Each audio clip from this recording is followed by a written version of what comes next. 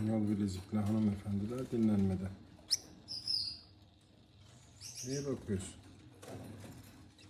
Ben. Dinleniyorlar. Ödem tuttu vücutları biraz. Ödem tuttuğu için bizim deliçe ve pagemek yine alıyorlar. Ve bundan da oldukça hoşnutlar. Zira ödem attığını bunu içgüdüsel biliyorlar. Ve böyle. Sadece bunu alıyorlar. Mama yüklemesi yok. Yem, düz su, vitamin dahi yüklemiyorsun.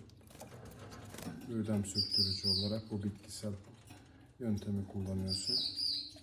Bir haftaya geri kendi erkeklerin yanına dönerler. Hanımefendiler, topaç gibi oldunuz ama zayıflatacağız sizi. Merak etmeyin. Tamam. Çok güzelsiniz.